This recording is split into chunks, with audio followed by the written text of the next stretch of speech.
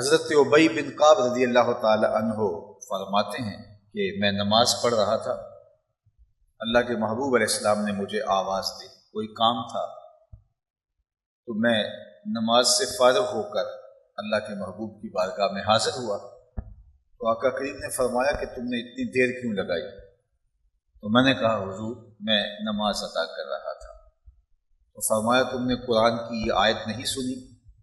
یا ایھا الذین آمنوا استجیبوا للہ وللرسول اذا دعاکم لما یحییکم،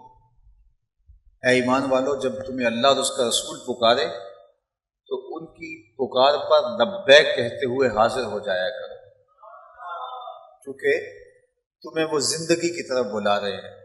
ان کا بلانا تمہارے لیے حیات جاوداں کا پیغام ابدی ہے۔ تو نماز میں اگر اللہ کے محبوب علیہ السلام آواز دیں تو نماز چھوڑ کر کے حضور کی خدمت میں حاضر ہونے کی تلقین کی گئی ہے، اس سے نماز نہیں ٹوٹے گی۔ جب واپس آئیں گے تو جہاں سے چھوڑی تھی وہیں سے آگے شروع کریں گے۔ کسی اور کے بلاوے پہ آپ نماز نہیں توڑ سکتے، لیکن حضور کے بلاوے پہ نماز چھوڑ کر کے حضور کی بات سنیں گے، جو حکم دیں گے اس حکم کو پورا کریں گے، اور جہاں سے نماز چھوڑی تھی دوبارہ وہیں سے آ کے آغاز کریں گے۔ یہ اللہ کے محبوب علیہ السلام کے ساتھ ہمارا ربط ہے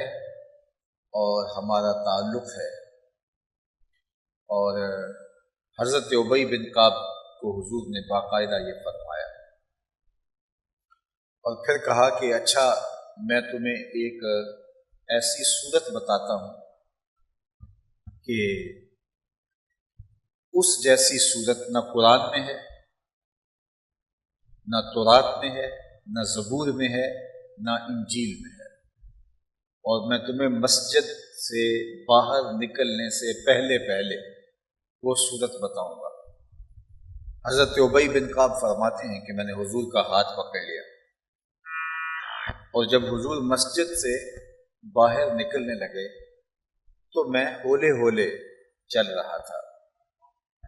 میں اپنی چال کو آہستہ کر لیا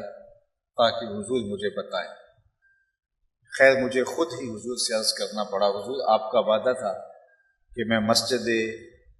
نبوی سے نکلنے سے پہلے تمہیں وہ صورت بتاؤں گا جس جیسی صورت نہ قرآن میں ہے، نہ تورات میں ہے، نہ زبور میں ہے،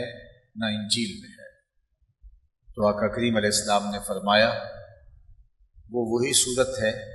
جو تم نمازوں میں پڑھتے ہو، اور وہ ہے الحمدللہ رب العالمین، اور فرمایا یہ سبع مثانی ہے اور یہ قرآن مجید ہے، یہ قرآن عظیم ہے۔ تو اس صورت جیسی صورت نہ قرآن میں، نہ زبور میں، نہ تورات میں، نہ انجیل میں، بلکہ ایک حدیث میں آتا ہے کہ خواتین سورہ بقرہ اور سورہ الفاتحہ اس جیسی صورتیں قرآن میں بھی اور نہیں ہیں۔ تورات، زبور، انجیل ان میں تو نہیں ہیں، قرآن میں بھی ایسی کوئی اور صورتیں نہیں۔ یہ حضور علیہ السلام کو خاص انعام عطا کیا